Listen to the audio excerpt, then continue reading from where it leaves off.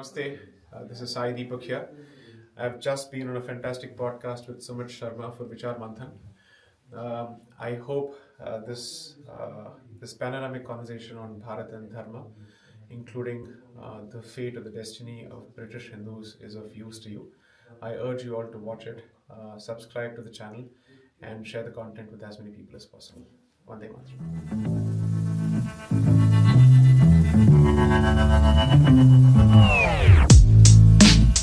Namaste everyone, welcome to another episode of the Vichar Manthan podcast. Here we are again to discuss pertinent issues in modern Britain.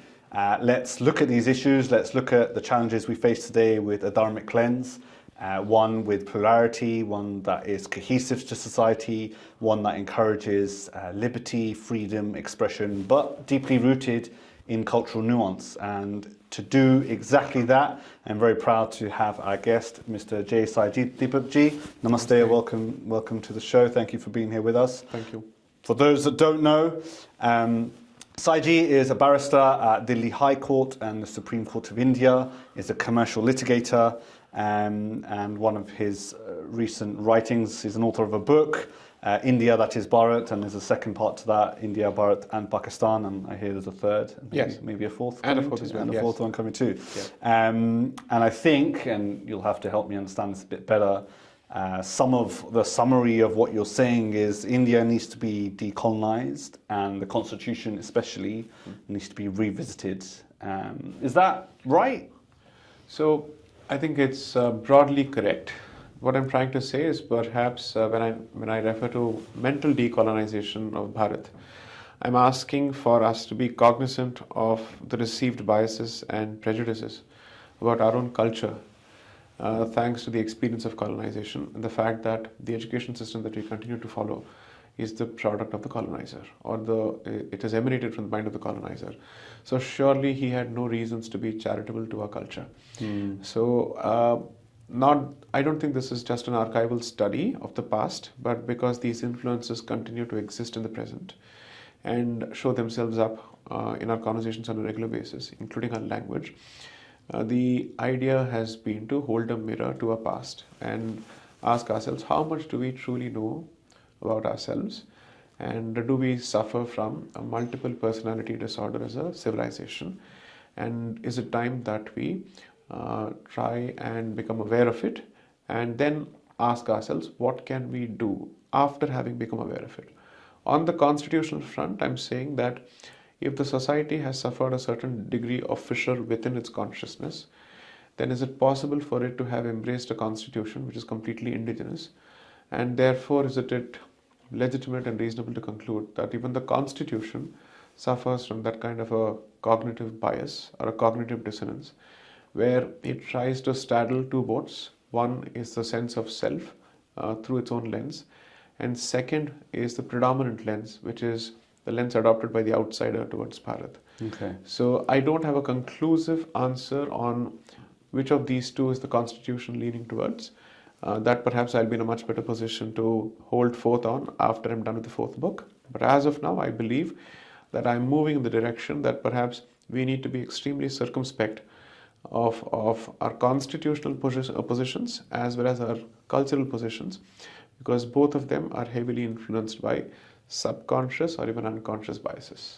Okay, there's quite a lot to unpack there, and we'll certainly get into that. But maybe if we zoom out a little bit, what drives you? Why are you so passionate about this? Why have you written a book? How have you ended up in the position that you're in? Even I don't know. All I can say is perhaps there is an invisible hand here. Sure. And as far as my own understanding of this journey has been, that I don't suffer from any political aspiration contrary to popular perception, nor do I suffer from a savior complex. If at all there is anything that I'm trying to save, it is the way of life that I've grown up with. So each of these engagements has come from a deeply personal concern as opposed to a social or a societal concern. So you've seen things growing up that you're not happy with? Correct. I've seen things, and I'm also extremely nostalgic about things that I've grown up with. And the hope is that my children are at least in a position to practice whatever little we have, and practice them with confidence, and will not have to face the kind of hostility that we faced, and will have greater confidence to disseminate our point of view to the rest of the world. So that's where it comes from. Otherwise, I'm primarily, I am a lawyer and will die a lawyer. I'm a commercial litigator, a hard-nosed commercial litigator. So this part of my work is just about 10 to 15% of my time and commitment. Sure. Beyond that, almost 85% is just about my court litigation work. I love my practice of the law. I enjoy going to courts. I practice as an arguing counsel, which is in the mold of a barrister here. I was recently designated by the Delhi High Court as a senior advocate, which is equivalent to the King's Counsel here. And that's my identity as a professional. I don't see myself as a writer. I see myself as a part-time author, because a writer is one who earns his livelihood through writing, which is not the case here. Sure. My writings are primarily a means of engaging with the larger audience and giving them perhaps a sneak peek into what I've learned so far, and giving them the tools of trying to understand their own respective journeys. The idea is to make this individual for each reader, as opposed to this being some kind of a social message. I think the success of any such initiative is when people relate to the work at a personal level, and then start asking of themselves, how much of this bias affects me or animates my own behavior. And I think I can confidently say this after 4 years of having published these books. The first one was published in 2021, the second in 2022. The third one should hopefully come out this year by the grace of the gods. That it has managed to percolate an age barrier which I never thought it would. Okay. 13 and 14. Okay. And this is a fairly unreadable book, even if I say so myself, because of the perceived dryness of the subject. And it's been written by a litigator. Therefore, it's not been written, it's been drafted. It's a very hard sentence structure. Okay. So it's not something that you can read on the flight. I say this often, that you can study my book, you can't read it. Okay. And yet it has managed to percolate this. It's sold close to about 3.5 lakhs across the world. It has managed to enter libraries, civil service examination coaching centers and whatnot, discussion groups and everywhere. Has there been an instance or a story, or someone shared something with you about your book that just stuck with you? I had some fantastic human moments thanks to the book, where people who were previously either communists or atheists have come back saying, I think we have been unplugged from that matrix, and we now are on the path to dharmic discovery or rediscovery. And that makes me very, very happy, including children, youngsters whose parents are communists, and the children want to reform their parents. Wow. Youngsters, perhaps in their 20s. That's a hard graft, trying to sort of convince your parents of otherwise. Yeah. Okay, so look, you're here, first time in the UK. Yeah. You've enjoyed yourself, and I'm sure you'll go across to other countries and continents. When you go back to India, when you go back to Bharat after this trip, what will be one thing you would hope to have achieved? That perhaps from a limited perspective, in my view, Hindus in Bharat, or rather in the UK, have given me a lot of cause for hope, and I go back much more positive about their ability to engage with the British state, with the United Kingdom here as a nation state. And I hope to see more and more people from the community here participating in public life here and aspiring for the highest of offices that this country has to offer. 3, I'm particularly happy about the awareness levels of British Hindus. And by that I mean people who were born here and who have always been to Bharat only for a vacation, who don't have real ties to Bharat in the sense it's not as if they've lived there. And yet their affection for Bharat, their commitment to Dharma, I think it has so much to learn. It has so much to learn from. And even if I say so myself, I think Hindu Americans could perhaps take a leaf out of this book. And by that I mean the experience of British Hindus. So I'm very happy. I hope to come here more often to engage with the community. In fact, I hope to come here for some of my professional commitments as well. So let's see how it goes. Excellent. No, thank you for that. And you're right, engaging in the highest levels of office. I mean, Rishi Sunak was British Prime Minister. We've had Priti Patel as Home Minister, and there's plenty of MPs and ministers and barristers in between.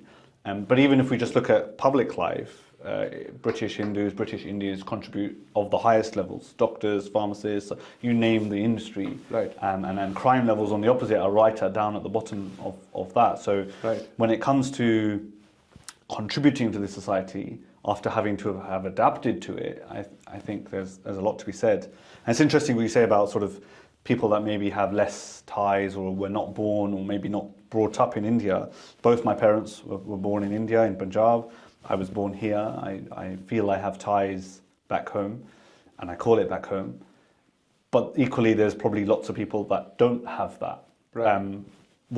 What maybe is missing, or maybe what, from the other perspective, could be done to help these people feel more like that is home, if at all that's something that needs to be done? It certainly needs to be done, because I think as much as there is cause for hope, I think there are growing challenges, threats external to the community, which I think the community needs to wake up to as quickly as possible. And apart from several organizations doing their bit, I do believe that temples here have a huge role to play. And I hope they realize that they have this obligation, this duty cast upon them, thanks to the fact that they are temples, to awaken the community both spiritually and socially and culturally, so that the community has the resources, both human and otherwise, to deal with the challenges. And I hope they form a safety net for themselves, wherein they can look out for each other and also invest in other communities here. There are quite a few communities that I think are extremely pro-Bharat and pro-Hindu in that sense. So 2 nights ago, I happened to hop onto a black cab, and I just did that because I wanted to get a sense of how people are. And I think the best way to do that is to actually talk to cab drivers and so on and so forth. I didn't Uber it. I decided to take the black cab, and the cab driver happened to be a Jamaican. Okay. And we started a conversation, and it was lovely speaking with him, because he was so proud of the fact that, or at least happy about the fact that he's grown up with Hindus and Sikhs. And when I asked him how does he feel about the country now and all that, compared to the fact that his parents arrived at a time when perhaps the situation was different, he made the statement that actually told me how much people look at us differently compared to how we see them. He said, my parents built this country along with your parents. Okay? Very true. That sense of solidarity, which I think we don't often tap into, it's important. And those are the kind of communities that I think the British Hindu community must actively build alliances with, invest in their education, and also look out for them as much as possible. Because these are communities which I think at the outset don't have any kind of animus or hatred toward us, and they're actually very warm. So not only should we look out for ourselves, but also invest in those communities, which I think it's not just for some strategic purpose, but it's also an exercise in building goodwill that we need. See, if you're just about 5% of the population here, which I think you are, you can't hope to survive as an island, especially when the threats and challenges are growing. What are some of these threats and challenges? From the usual suspects, let's say members of the Pakistani community and the Bangladeshi community, I think pose a significant threat to Indians in general and Hindus in particular. So that I think is an issue which is going to hit the streets of Britain at a larger scale, unless and until the larger community here wakes up and realizes that it has to keep aside its politically correct filters to address the problem, look it squarely in the eye and call a spade a spade. So I know lots of people that will listen to what you've just said and say, India, Pakistan, 1,000 miles away, I'm fine here. Right. I don't think you think that's true. Yeah. What is the reality? The fact of the matter is, whether it's United States or Canada or United Kingdom, these have become battleground jurisdictions for some of these contests. Either these could be contestation between nationalities, or it could come down to a contestation between communities. Okay, we don't know where this is going to go. But if they happen to seclude themselves and sequester themselves in their own islands, they will have to pay a heavy price for that sequestration. And I genuinely hope that they don't operate in that kind of delusion. If anything, the Leicesterites should awaken the community here and tell them that no matter how self-sufficient or affluent you may be, your identity continues to be a thorn in the flesh for the usual suspects. And they will not rest until you give up that identity. Mm. So there is not a single country or continent anywhere in the world where you think you can run away to anymore. If you thought you wanted to avoid these problems in Bharat and come to the West, well, the problem has hit the shores of the West. Mm. It has hit the shores of California, it's hit the shores of Leicester. Then I think Manchester is the next place. And then, of course, London will see some action. Sure. So I don't think they have the luxury of behaving like ostriches, hoping that the storm will blow over. Mm. That's super interesting and worrying at the same time. Are you pessimistic about the future of the world or UK maybe? No. No? I'm confident that this period of chaos and volatility can be weathered out. And on the other side of this, I think there are better days ahead. But if we choose not to swallow this difficult period and embrace it and prepare for it, then I think we have reasons to be seriously pessimistic. It's difficult to embrace turning on your phone in the morning and watching a terrorist attack take place in Pahalgam, Kashmir. Right. A good friend of mine did his honeymoon there, for a British-born citizen. I see. You know, and if I'm just trying to compare to someone maybe born in India, even for us here, and to watch our brothers and our sisters have to mourn their husbands and just the atrocities that we saw. Right. It's difficult to be optimistic about that. See, the thing is, the fact that you are a Hindu is enough, whether you're British or Indian makes no difference. Sure. And I hope that they understand that to the adversary, your nationality is irrelevant. And even if you choose to stay out of the problem, that's not going to satisfy his expansionist ego. So if that is the case, you might as well step up and make sure that Western material prosperity doesn't soften you, because there are certain hard realities which the West is waking up to. The problem that we have suffered for centuries has finally hit the shores of the West, and I don't think the West understands the problem as well as we do. And which is why they're trying their best to negotiate with the problem, to manage the problem by trying to appease the problem, to keep it in good humor by placating it with Doesn't soft. seem to be working. It won't work. It won't work. And I hope that they understand that you offer a wolf a slice, it'll go for the loaf. And they're hoping that this is one of those manageable economic problems. It is not remotely economic. So please don't apply the lens of the economically oppressed and oppressor lens here. That's not how this works. There's a very different psychology and pathology at work here. And the sooner you try and understand this, the better it is for you and for those who have come to you hoping that you will protect them. So I think Western states and countries have a huge responsibility to understand the problem and spell it out. Because when voices from the Middle East are being blunt and candid about the nature of the problem, it makes very little sense for the West to be more politically correct than voices from the Middle East themselves. That's a big thing, being politically correct.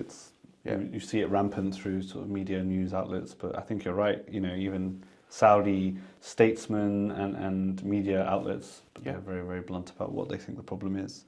And you spoke there about with India has experienced this problem for centuries. Right. What are some of those? How would you summarize that? I think there is a serious problem of Islamism or Islamofascism, which I think we have suffered from at least the 7th century. Most people think it's the 8th century. No, it's from the 7th century. Except that until the 8th century, we responded in kind.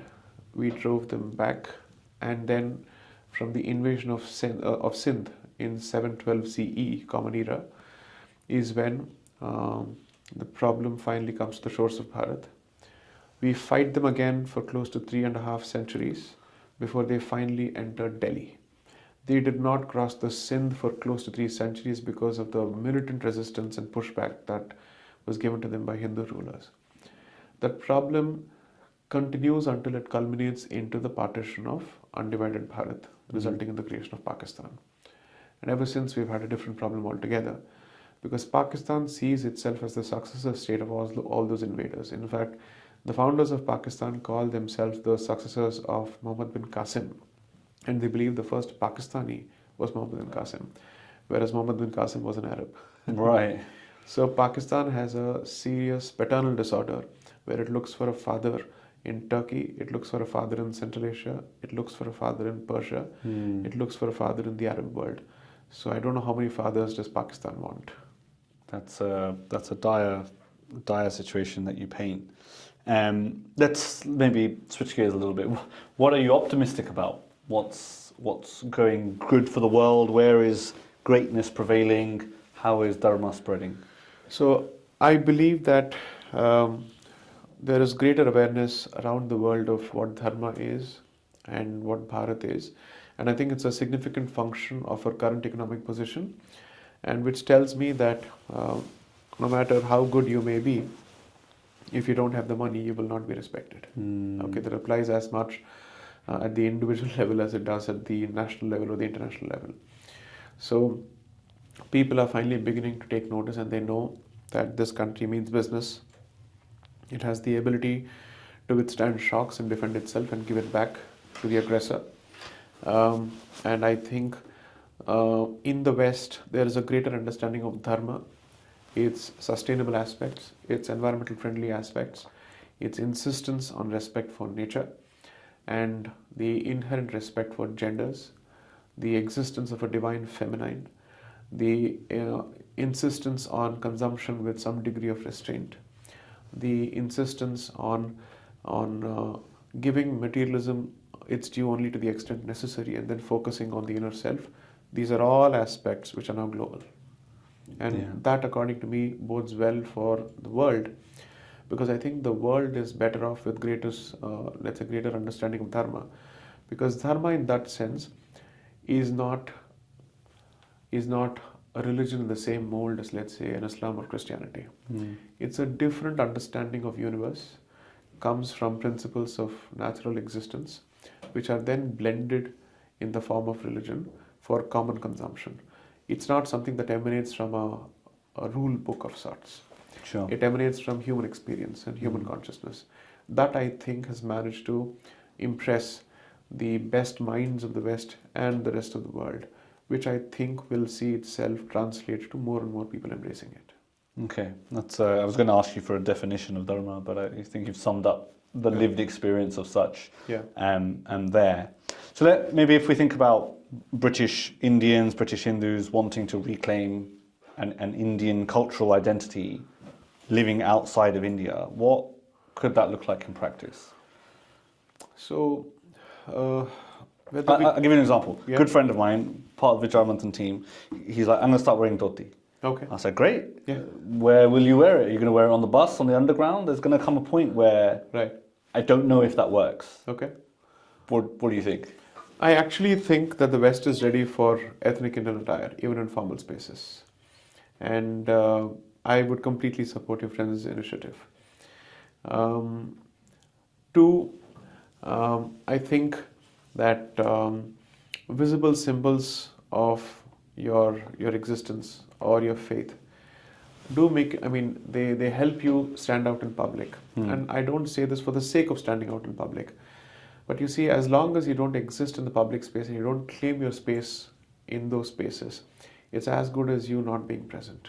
Sure. So if it's the tika or the tilak or the kavach or the kalava, whatever it may be, or the bindi for our ladies, the sari or the dhoti, they start from the external and then they gradually move into the internal.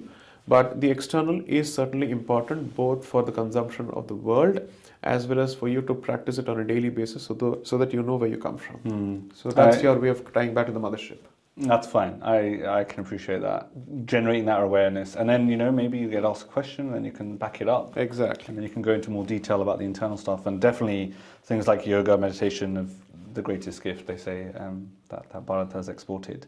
But within that, though, right, maybe not for myself, but for a lot of people and diasporic communities, the cultural principles they have inherited are second-hand or in fragments. Right. And so then when we're asked questions about them, it's very hard to justify or to explain. So how can individuals in the UK meaningfully reconnect with traditions that feel distant or diluted? Okay. I think institutions such as BAPS, ISKCON, and several Sampradayik institutions play a huge role in reconstructing and recreating dharma from a panthic perspective for adherents of the panth. See, remember one thing, that unlike other faiths, it's not as if we are monochromatic. We have multiple paths within, some of which may not even agree with each other. So for us, dharma is defined by the most proximate identity to us, which could be our Sampradayik identities. To my mind, as long as those identities are available to us, we don't need to make sense of this entire ocean called Sanatana Dharma, because I can't be expected to understand certain other panths unless I have an interest in it. The first thing that I need to make sense of is the lineage that I come from, the sampradaya I subscribe to, and as long as that sampradaya and its practices are followed by me on a daily basis, I think my dharma is self-sufficient. Second, here's something that I think must be an investment from the Indian state, where it organizes birthright trips like Israel does, where it takes youngsters from different parts of the world, from the diaspora, back to Bharat, and show them how Bharat is, different parts of Bharat, so that they go beyond the stereotypes. It's not as if these trips will give them a complete perspective, but something's better than nothing, and who knows what kind of sparks it might trigger, either for people to come back or to have an investment and have a leg there. Okay, so I think that's something that we must do on a regular basis, and this I think is an obligation of the Indian state. I've conveyed this as much to some people. Let's see how this goes. That's interesting. The NHSF, National Hindu Student Forum here in the UK, they organise yatras within the UK. I see. Let's go visit a hill or a mountain. I've not been on one yet. I have been meaning to go. Okay.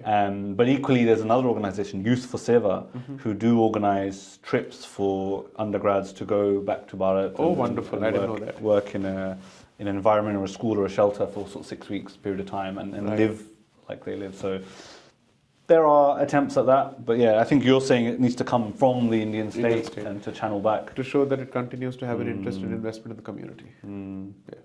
I think, that would be very good. Are there risks, though, then, in reviving these sort of civilizational frameworks that we either become nostalgic about them or bigoted or idolized? How important is it to stay rooted and grounded in that? And I'll give you an example. If you look at some of the cartoons, Simpsons, South Park, these kind of things, their portrayal of our Bhagwans is not in the best of taste. Right. And maybe they shield themselves in a humor or it's a cartoon. But how do we make sure it's not like disconnected from us almost? How do we make sure the bindi is not just an accessory? Right. See, I believe that when you're here in countries like the UK or the US, you have no other option but to subscribe to the rules of free speech. Okay. So even if something that they do is offensive, I'm not saying go silent. Make it a point to air your position. And if you have the heft or the wherewithal to enforce compliance while staying within the bounds of the law, without taking the law into your own hands, you should consider doing it. Okay. Two, I think nostalgia is not bad. Okay. It's a very powerful source of inspiration. It drives people. I know for a fact that I'm driven significantly by nostalgia of the cultural aspects of my childhood, which I try to protect to the best of my limited capabilities. But from there, how much do you truly understand, and do you want to paint a sugar-coated version of your culture? Do you want to understand the other aspects of it? Do you want to work on them? Those are things which I think are matters of individual journeys. Okay, but nostalgia per se doesn't make you bigoted. I don't think it makes you hardwired. Sure. If anything, it gives you a reason to protect what you value and cherish. I'm fine with it. I find, though, a gap between doing things and knowing why we do them. Right. So my mother fasts every Monday, Shani Puja, everything, Right. lots of kirtans. You know, we were having a conversation in preparing for this talk Right. about how important is it that we know about The reason for Rakhi and it. things like Right. that. And so I've heard and seen people, oh, brother, sister day, or whatever. And why do we do Jot? Right. I'm maybe generalizing here. I don't think people know the actual reasons grounded in science and spirituality. Why do we touch the feet of elders? Like, Right. if we don't know the depth, Right. fine, we might be okay for us. We can stay nostalgic. We can do the things on the periphery. But if questioned, if asked, we don't makes do that sense. answer justice, I think. I think that's an important point you've touched upon. I think that's a very valid point. I agree with you on that. So I realized recently during the course of this tour so far, the last 4 or 5 days, that members of the Hindu community, especially the parents who've understood that they have a duty to answer questions from their children, are putting together basic relatable literature. Okay. To be able to explain what is the meaning of an arti, what is the chakra here on which you apply the bindi or the tilak, why do you have to do it, and why do we worship murtis, what is the concept of a murti, why can't we go formless, if we can meditate, why can't we pray without a form? And I think these are welcome initiatives which I think are addressing the pangs of the community here. And this comes from their first-hand experience, because it's not as if there is a state curriculum here which helps them understand their religion, not that there's one back home. And two, not every panth or sampradaya may have its own institutions here.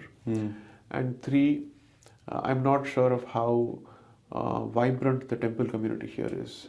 You'll have to educate me on that. But one thing that they can do, and I gave this example at Leicester as part of my public engagement, is that there is a group called the Hindu Parenting Group in America. Okay.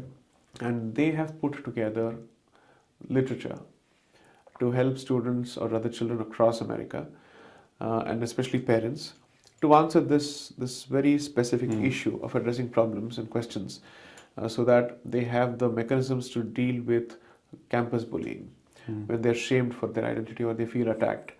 So for instance, I'm told that sometimes the women who wear the bindis in America are pejoratively called red dots. Okay, and that's the way of referring to them behind their backs and sometimes to their faces.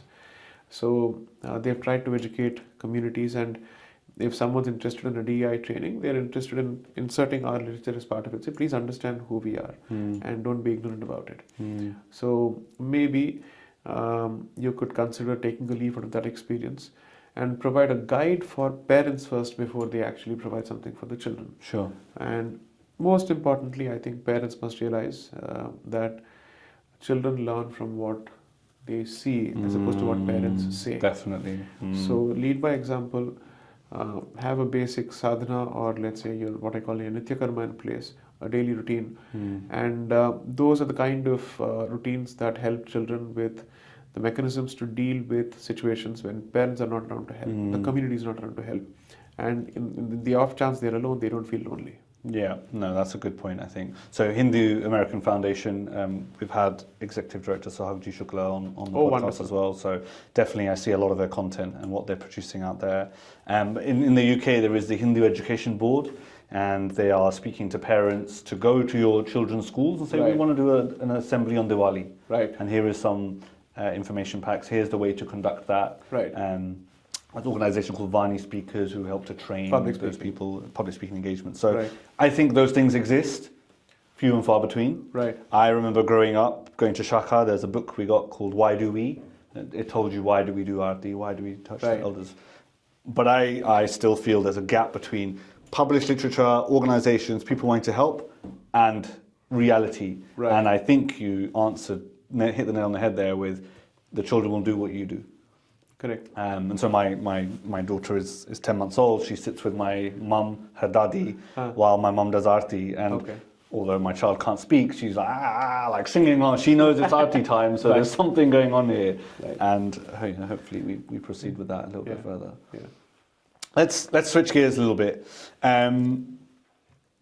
What do you say to the concerns that visibly maintaining an Indian identity in public life may lead to alienation or stereotyping in British society? I think it's a little bit on that red dots theory. And just when you said that red dot thing, actually, I was thinking, growing up, you're not going to not experience bullying, name calling. It's a part of life. Right. And so my life experience has told me that if you build yourself up with enough character, humility, and recognition, those comments, words, whether in your face or behind your face, do not touch you. They don't matter. Correct. Exactly. So, do we have weak people? Is that what's happened? Unfortunately, that's the reality. We have become weak. I gave this example, I think, at Manchester. I'm sure your parents' generation arrived at a time when India was not as strong as it is today. So when you come from a country which is not economically strong and a culture which is very poorly misunderstood and terribly represented, they should have actually had more concerns about bringing you up as Hindus. But they didn't have those concerns. They wore their culture and their religion on their sleeve and on their forehead confidently while raising you as Hindus. Why is it that the subsequent generation, which has grown up with affluence, along with the rise of a powerful Bharat, feels the burden of political correctness and shame? That's a brilliant question. I think I have the answer. Let me see if I can. Yeah. Like my parents came to this country, racism rampant, everything. It's difficult. Yeah. Yet you are definitely correct. Managed to raise me, I think, okay. I think people now have the worry of identity, of belonging, of need. The basic needs are taken care of. Right. The need to provide, earn money, it's taken care of. We don't have the struggles of survival. Right. Now we've moved into this intellectual, pseudo, sort of postmodernism type area where we don't know how we sit. And I think further to that, the Western context is about dividing and understanding, very meticulous, very short, sharp. Sanatana Dharma isn't like that. It's this fluid arrangement of understandings and rules, and you can subscribe to different schools of thought. So how do we fit into this box? Or, since your parents' generation had only faith and culture to hold on to, when they did not have material resources, they held on to them. Now that you have material resources, you think this is not necessary. Okay? You feel we have arrived, we have come of age, the system will respond to us, it will take care of us, we have the money, I don't need these anymore. Because now you feel the burden or you feel the need to integrate and assimilate beyond your parents. Okay? And that, I think, is a fundamentally Hindu problem, where the more affluent we become, the more de-Hinduized we get. Okay. For some weird reason. And it's a particularly Hindu problem. Maybe because we believe that there is a burden upon us to esotericize and philosophize about religion so much that practice takes a backseat. Yes. Okay. I can tell you any number of educated Hindus who tell you that they wish to understand Hinduism through the realm of quantum physics, through the energy prism, but don't have the discipline or the humility to just practice it first. Okay, they have given up the basics and they believe it's okay to discuss Hinduism with a glass of wine in hand as opposed to practicing it with some degree of restraint and discipline. So when a community is lazy enough to create excuses for its lack of discipline, it must not repent later for having philosophized so much that theory has taken precedence over practice. That, I think, is the problem. And second, sooner or later, I think they'll have a rude wake-up call. Okay, and that's when they will realize that they should have got the basics right, and the practice of Hindu dharma on a daily basis is not at loggerheads with the pursuit of material happiness here. If they see it in a binary, then there's a problem with their vision, and they have adopted the binary vision of the West. As you said, for us, these are not in compartments.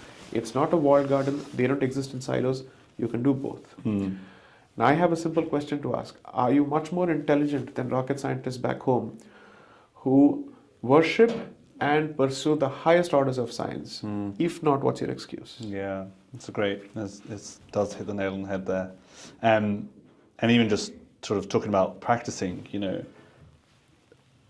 in Hindu philosophy and Sanatana Dharma, we pray to everything. Prakriti, you know, rivers, mountains, trees, plants. There's a celebration for every day in the calendar you could possibly think of. Every day of the week is our day. Exactly. Yeah. So, given that Hindu civilizational worldview is so deeply connected to geography, to Prakriti, to nature, how could second, third, fourth generation Hindus in the UK, who probably have very little connection to Bharat, to the rivers, to the mountains, how can they meaningfully live and inherit that culture? Like, I've been to Vaishno Devi, I've done Chardham Yatra, I'm very fortunate. My mother and my father have brought me up in such a way. I have lots of friends who have no concept of that, don't want to do that. Why would I do that? Right. Why am I going to climb a mountain? What's that going to do for me? So, there is significant literature on the subject, so let me try and simplify it for your audience. One of the reasons that places of natural beauty and places places with sensitive ecological balance have been converted into places of pilgrimage by us is to prevent human greed from taking over those spaces and destroying them for their need. Okay. So what we have managed to do is to sanctify those spaces, especially natural spaces, so that human activity comes down significantly.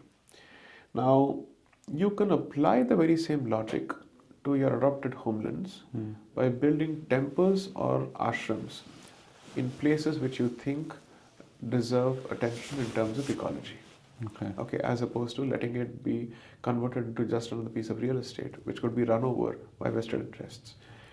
Using dharma to create a sacred space protects the ecological balance of that space, which is why temples historically have had a role to play in maintaining ponds, lakes, and water bodies, not just for human beings, but also for animals. Because dharma believes that human beings are not on the top of the pecking order. They are part of nature. Therefore, they must consume only to the extent necessary and must then look out for other creatures. So, this is a policy this is a worldview which can be universally observed. You don't need to be in Bharat to do this. And I think doing this in your adopted homeland is not at loggerheads with the pursuit of dharma. And when you do that, I think perhaps the locals will have a different sense or a different perspective to nature itself. But having said that, here's the hypocrisy of our discourse. Bharat claims to worship nature, but it has polluted its rivers. It has doubled down on deforestation in the pursuit of development. Whereas the West has taken a very different approach over the last 30-40 years to preservation of nature and greenery while preserving its material prosperity. So there is a significant gap between what we profess and what we practice. And that, I think, needs to be addressed, because there's no point in constantly saying this is what my culture says and does and all that. But do you do it is the question that people will ask. If you don't, then it's just it's nostalgia, as you call it. Yeah, it's true. I was in a taxi from Chandigarh to Delhi airport, and we went past the big rubbish mounds, and I hadn't seen them. Yeah. I was astonished. And even the outward perspective of Delhi and the fog and the air pollution. Correct. It's more dangerous to be on the streets of Delhi than and it's like, this doesn't make sense to me. Right. We should be yards ahead. What's the solution there? Does Bharat have an eco-green pledge project plan? I think should it? If you look at it from a policymaker's perspective, or even the common man, or even judicial institutions, it seems to be a pet peeve of the affluent, which may not have too much of a purchase. And I think that conversation needs to be made more democratic so that the common person understands the impact of it. Because at the end of the day, the elite will find a way to protect themselves from anything that happens outside. The one who pays the price for it will always be the common person who may not have the resources for it. So we have to explain to the common person or the lay person that should you take nature for granted, you will be the first ones to suffer. Okay, it's like this. Those who can afford air conditioners can live with air conditioners, but those who can't, they need trees. That's yeah. The reality doesn't hit you till it hits you. Correct. Correct. Interesting. There was a project many years ago, I think Swachh Bharat, and I think it was one of the CEO of a large bank also took it upon herself to also do that. Right. And when I heard that, I thought it was amazing, because growing up, coming to India, I thought, why is it so dirty? Right. But it's the people individually that need to do that. Correct. And the fact is, we can get it done. I'll give you two good examples, and maybe that will help to make it more relatable. If you go to the city of Indore in Madhya Pradesh, it's among the cleanest I've ever seen. And there's a culture of cleanliness which has now become part of the civic sense of the people there. That's beautiful. That's so good to hear. And the best part is the government, the municipal corporation there has put in place a brilliant supply chain to make sure that disposal happens on time. There's a separation between the wet and the dry. Everything that you otherwise expect, it happens like clockwork. So my question was, if it can happen in Indore, why not in other parts of the country? So I think over the years, the ranking of cities on the basis of their cleanliness has helped people vie for that particular position. Two, the Mahakumbh. I'm told close to about 40 crore people, of a floating population of 40 crore, visited Mahakumbh. I was there. Clean. And I don't mean clean as it can get, but truly clean. The administration spared no stone unturned in making sure that it had enough resources, and it had created the infrastructure to keep the place clean. And if we can do that for these mega projects, and I can't think of any other congregation in the history of mankind or humankind or any other country which can manage this kind of a floating population. 40 crores is 400 million. 400 million people. 400 million larger people. Than the population of America. Right? Or at least the official population of America. So considering that we can do that, what is it that we can't do? So it's a question of us having the will to scale it up, to make sure that there is a broader base for it, and we can get it done. So Swachh Bharat in that sense is certainly a good initiative. I just hope it translates to real-time policies on the ground at the municipal level, because quality of life is not improved by the federal government or the central government. It's always improved by the municipal corporations, because that's where the actual trick is, to ensure that the quality of life and the basics of life in terms of standards are maintained. And that way, I think the West, in terms of UK and the US, have done very well. So when I went to the US, I realized it's a massive country with small cities. India is relatively a smaller country with massive cities, unmanageable cities. You need to break it down and create multiple corporations. City limits must be clearly defined, and we should go for smaller cities. Great solutions that we're discussing here. Let's talk about another topic, and I know you've spoken extensively about this, but the general view of women not being safe in India. I think that's an unfair characterization. Sure. So is there a problem with toxic masculinity? If so, is that a failing of culture, of family, of TV, media? Frankly speaking, give me your view. It could be characterized as a failing of masculinity. Okay. You need more and more men to stand up for women. Especially if you see that someone's in trouble, don't be a helpless bystander or a mute spectator who flips out the phone to record it. Go help. And that calls for vertebracy, and that calls for masculinity, that calls for good character and values. So a lot of problems which are women related are not problems of toxic masculinity alone, but the answer to toxic masculinity is also chivalrous masculinity.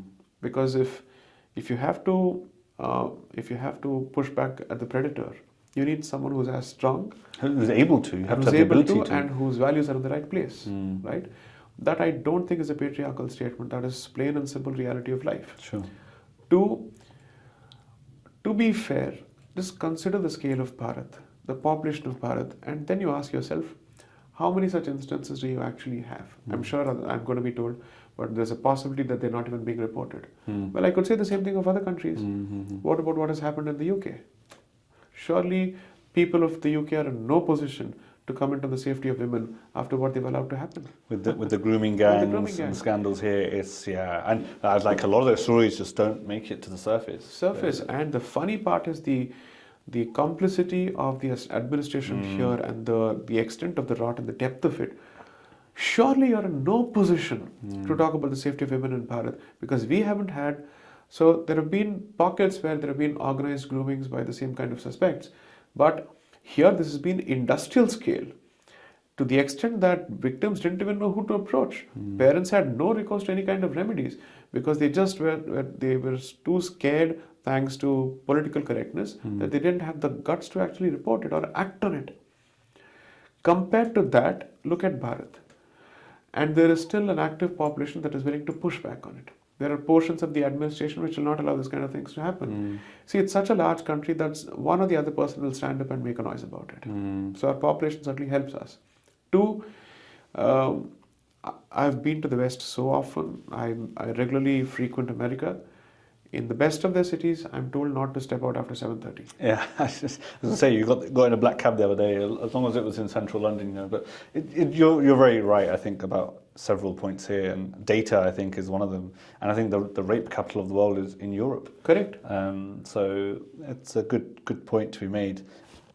Let's bring back chivalry and proper masculinity, and things like that come from good principles, parampara, tradition, discipline. Correct. I read a post the other day about one of the states in India has now introduced military training, basic military training for young students. That's a great idea. Correct. Just even from a discipline perspective, but also to be martially responsible and strong, and then able to combat issues should they arise. Correct. See, I think societies become soft as they grow affluent. And the trick is to retain masculinity, because ultimately society depends on chivalrous, strong men to protect, let's say, the others. This is not remotely a misogynist position. All I'm trying to say is it's perfectly fine for everybody else to take up this role. There's nothing wrong with it. But that doesn't mean we should abandon it. Okay?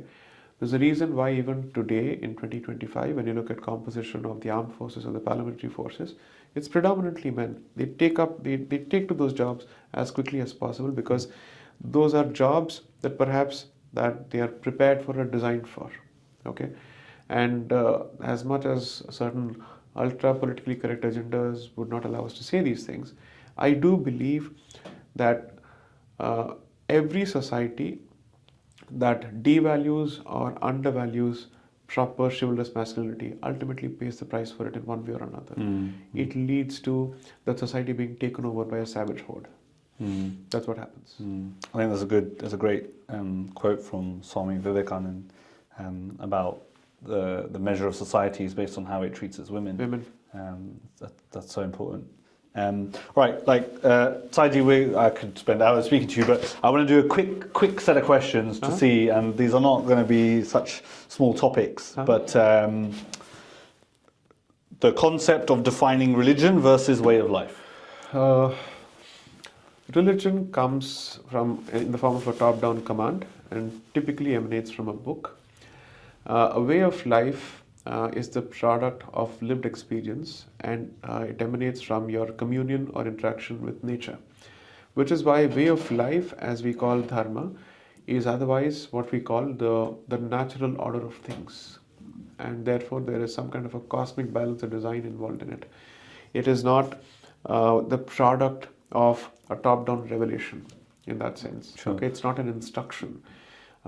It is a guidance telling you what is right and what is wrong, and then there is an element of free will allowing you to choose between what is good and what is bad, and write your own karmic ledger in that sense. And that's a stark comparison to the Abrahamic traditions, where it's almost doctrine, dogma, and we are not the people of the book or the people of the sky, as a good friend pointed out. We're the people of the earth, and therefore, our philosophy is driven by respect for all things as much as possible. It's not remotely ethnocentric. Race is not at the heart of it. Complexion is not at the heart of it. The best possible encapsulation of our philosophy is, we say loka samasta sukhino bhavantu, which does not exclude any person on the basis of faith, gender, religion, or it's not limited only to human beings. It speaks of all beings. That, I think, is the best form of representing dharma. Awesome, thank you. Caste, Jati, Varna. That's a big one. Caste is a misnomer. It should never be used in the context of Bharat. Caste is a filter introduced by the British man, whereas Varna and Jati are the words to be used for us. Varna, Jati and Kula. Kula typically translates to clan. Jati is an endogamous group.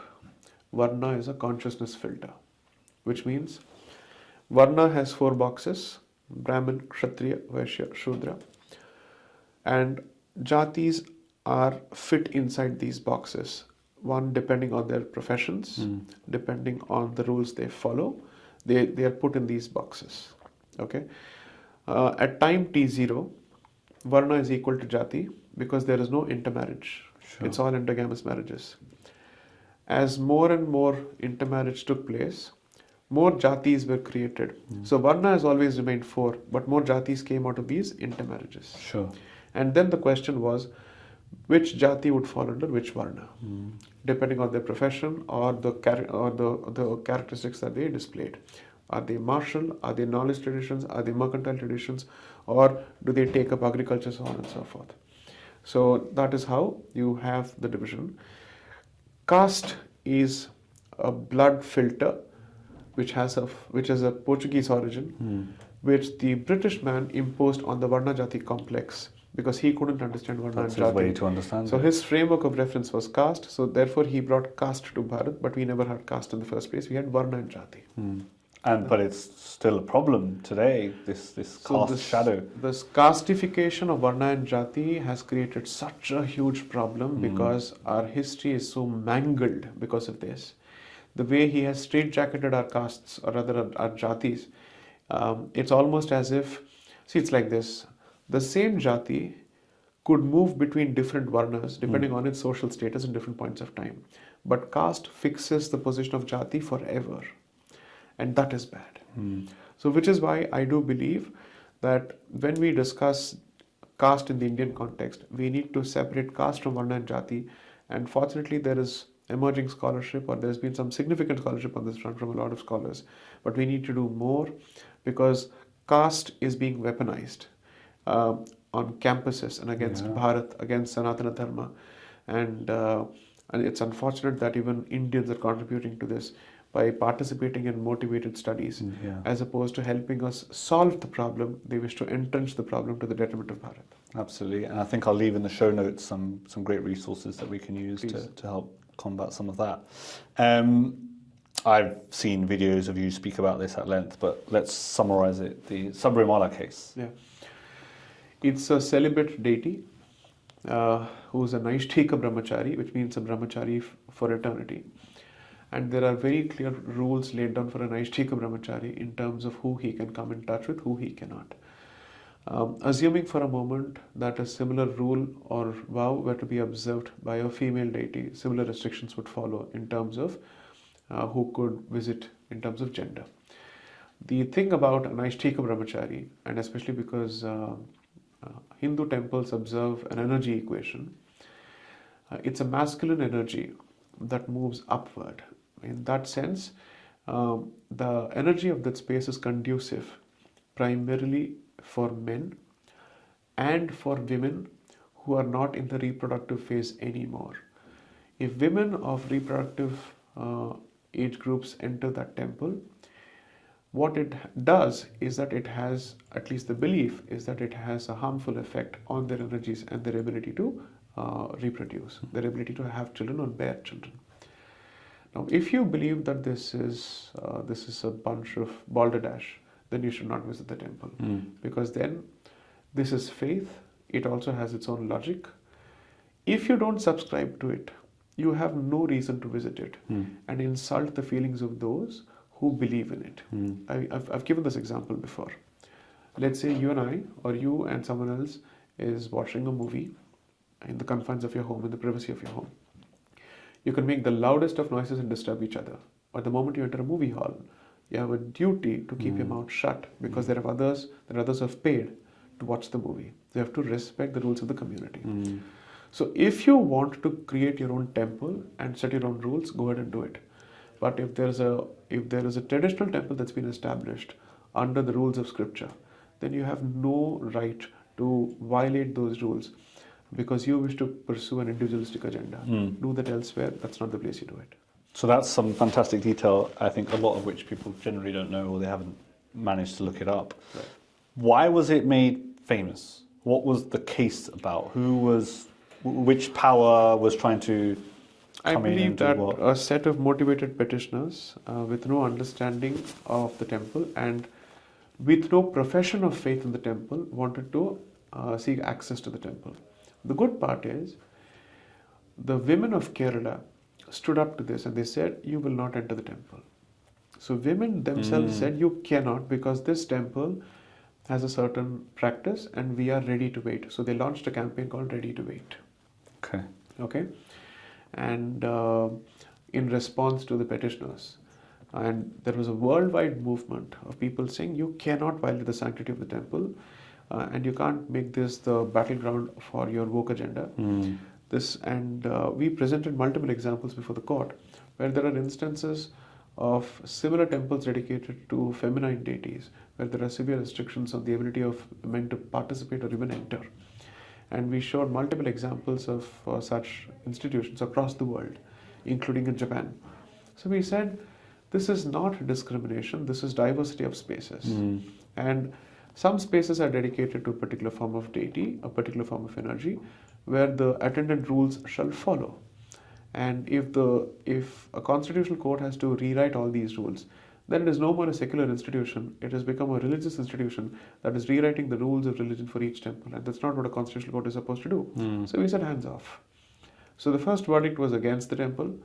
Then 55 review petitions were filed. Then the Supreme Court realized that perhaps it had waded into seriously problematic territory, took a step back, restored the status quo as it existed before, and then has framed 9 questions, basically asking, are constitutional courts remotely qualified to speak on religion and rewrite the rules of religion? Okay. So that's where we stand.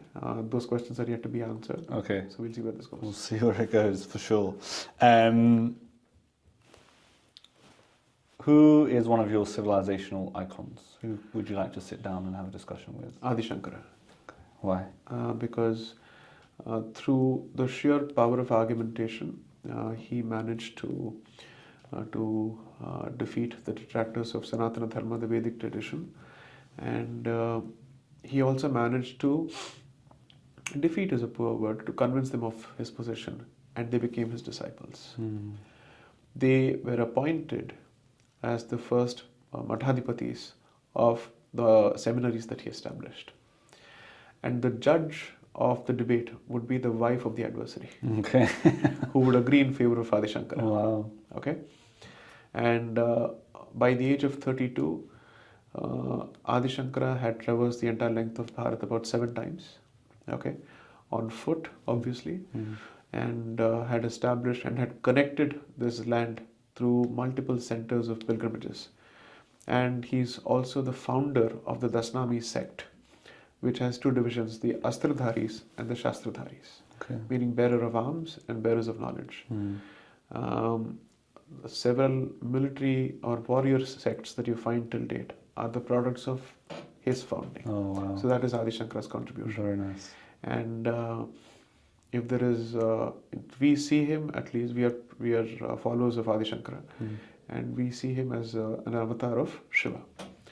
and the kind of literature that he has composed is unbelievable.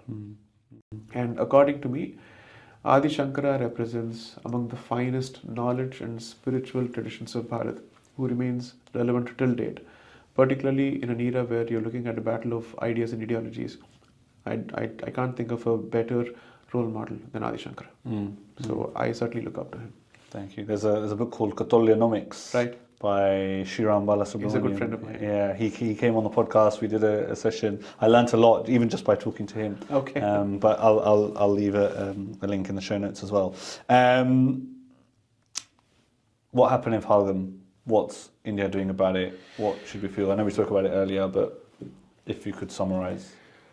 So, Project Operation Sindoor and members of the Pakistani army masquerading as terrorists infiltrated into India, I think 4 of them, and they identified tourists by religion, specifically Hindu tourists, and about 26 of them were butchered. And of course, there was one Muslim also who was killed. It's unclear whether he was mistaken for a Hindu or was it because he tried to protect someone. We are still not sure of it, but nevertheless, there was a very clear religious motivation behind the attack.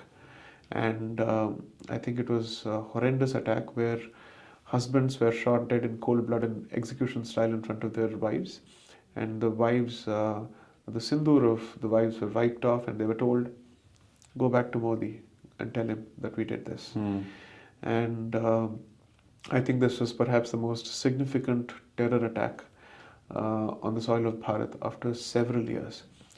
And I think it had the entire country up in arms, barring the sympathizers of the terrorists.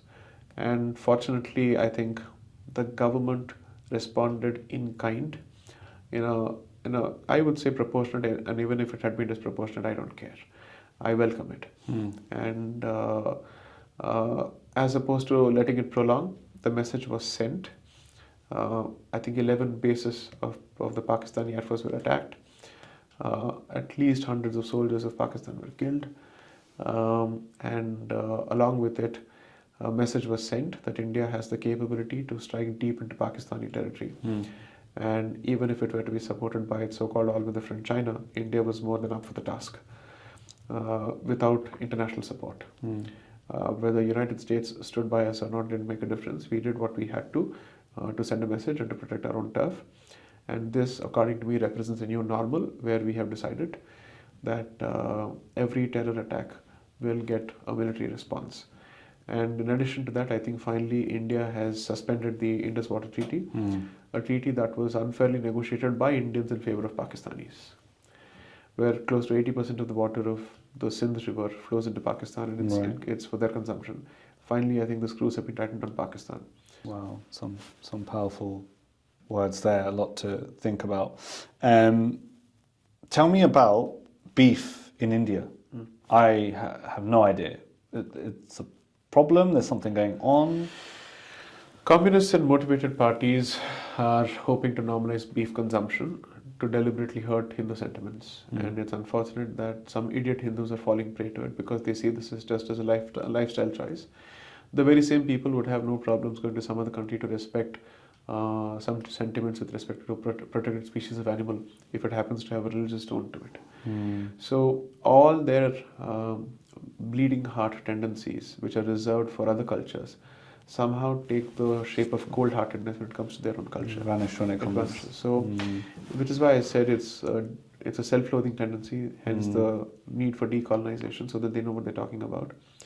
A few generations ago, their ancestors would have excommunicated them for doing this, or in fact, people have shed their lives to protect the cow, because for us, it represents one of the purest, let's say, creations of the Almighty, of the Supreme Consciousness, and it's an embodiment of everything that's pure and innocent. So, for us to protect it is our civilizational duty. Maybe there are certain parts of Bharat where there's a difference of opinion on that. But the good part of Bharat is that it has civilizationally worked out the ability to negotiate and seek restraint on it. It's one thing to negotiate on the right to kill. What is so harmful about negotiating on the right to protect? What do you lose? I don't know how many people have paid attention to this. The latest Avatar movie has a similar representation where there is a creature that is dear to the aliens, and how the humans kill those creatures and how much of grief it causes to the alien species. I think James Cameron had perhaps the common mind, or at least he was inspired by similar examples which was showcased in that movie. I would urge people to watch that movie and understand what I'm talking about. Okay, thank you. Waqf board, what's that? Why does it exist? Draconian expansionist framework. Okay. And I don't think the government should have amended it. The government should have repealed it. Okay. As opposed to going about it in a piecemeal fashion. Nevertheless, whatever was done, I think was decent and a significant progress. But I hope that the Supreme Court understands the rationale behind it. The matter is sub judice. Judgment has been reserved. So beyond this, I can't comment. Sure, no problem. The same friend I mentioned earlier that wants to wear dhoti, he calls himself a Kattar Hindu. And he's quite proud of it too. Do you subscribe to that thought? Is that okay? What does the left, woke, or not so centrally politically inclined people have to say about that? I don't care, but for me, we shouldn't be Hindu for the sake of it, to merely rile up others. We should be Hindus because we are proud of it and because we want to pass on something and we wish to preserve a certain way of life. Because otherwise, your practice is only for an external audience. You should practice it primarily for yourself. And also tell the external audience that you're perfectly comfortable in your skin practicing it. And if they don't like it, it's their problem. And there's many other traditions, faiths, people around the world who do that just fine. Correct. But there's that apathy within us. See, at the very least, practicing Kattar Hindu never blows himself up. So I'm fine with it. That's a very good point. Let's talk about your books. First book is around the Constitution. And I believe your view on it is that it was adopted, it was conscribed from the British or the colonised worldview. What would it take to change that? So I still don't have a clear answer to that question. I'm still in it's work in progress. But I do believe that there are significant colonial biases inherent in the Constitution which we need to be conscious of. Now, how much of it is relevant to our current situation and how much of it needs to be removed or excised out is a matter of further research.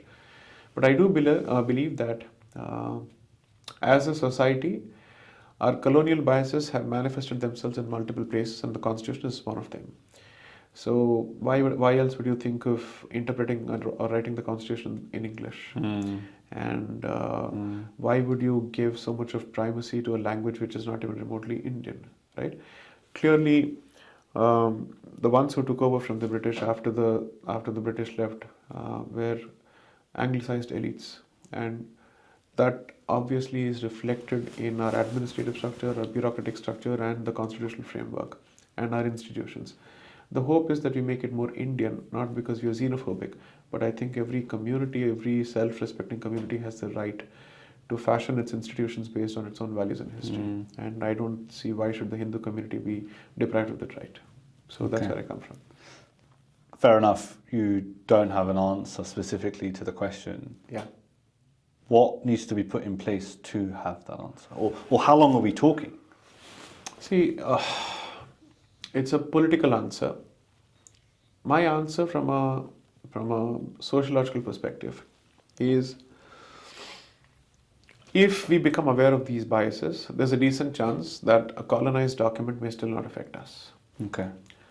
But as long as we don't become aware of these biases, we will take for granted and we'll take forward the very same biases. So which is why I keep saying that the first battleground is the mind. After that, if we as a people choose not to change the Constitution, we treat it just as an administrative document or a manual for running the country, I'm fine with it. Okay. And that will mean that when we interpret the provisions of the Constitution in the future, we will do so without those colonial biases. Give me an example of these biases. Okay. One is the entrenchment of the caste argument within the Constitution itself. We need to ask ourselves how much of it is based on the colonial versions of our history and our culture. That's one. Second, why does the Indian constitution shy away from owning up to the Hindu identity of the civilization? Why can't it make that statement clearly? What does it lose in saying so? Because owning up to that identity doesn't come at the expense of promising equality and equal justice to all of the communities. Sure. There's no problem with it at all. Three, why does it have a skewed approach to minority-majority relations, or the rights of the minorities and the rights of majority, where perhaps the majority stands to lose its freedom or autonomy by the sheer virtue of being the majority. It's almost as if you're penalized for being in the majority. Would it have taken a similar position had a non-Hindu community been in the majority? That's a question that I have to ask. Sure. So these are the issues there. Okay, thank you.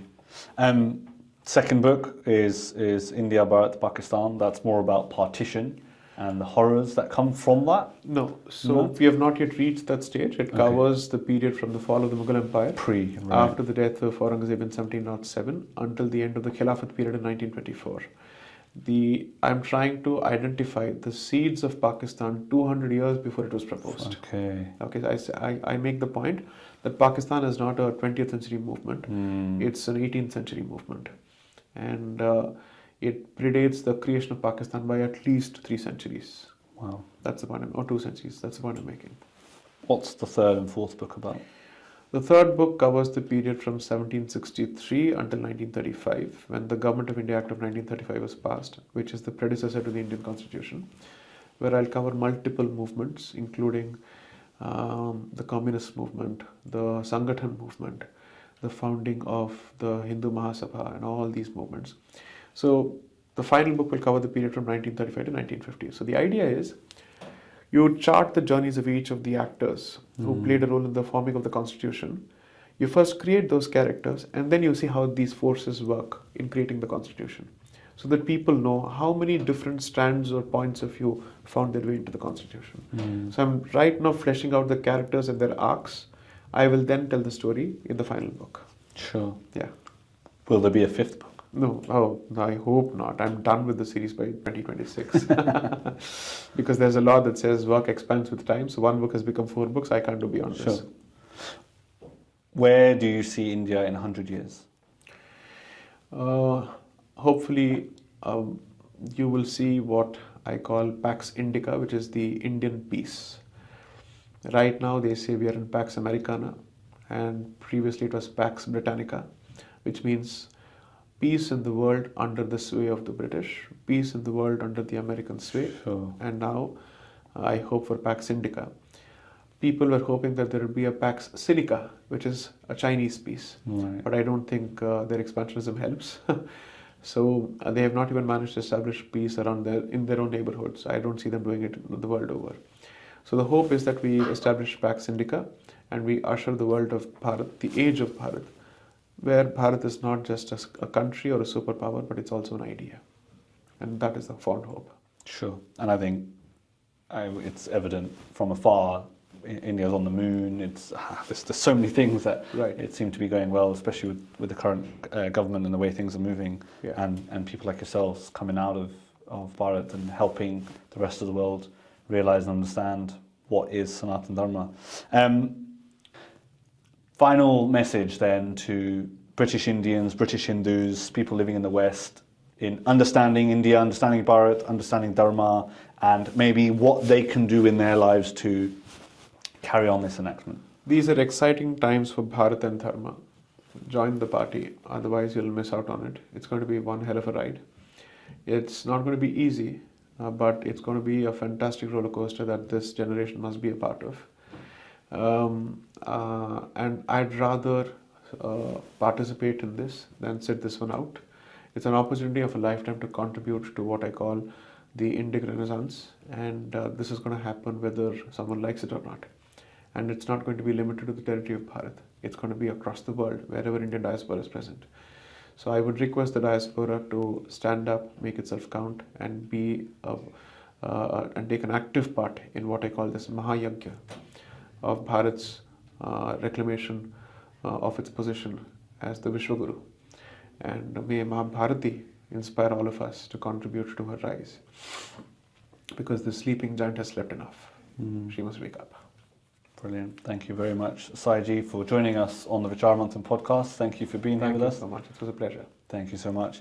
And to all our listeners, viewers at home, thank you for tuning in. This was the Vicharamantan podcast. My name is Sumit Sharma. Namaste.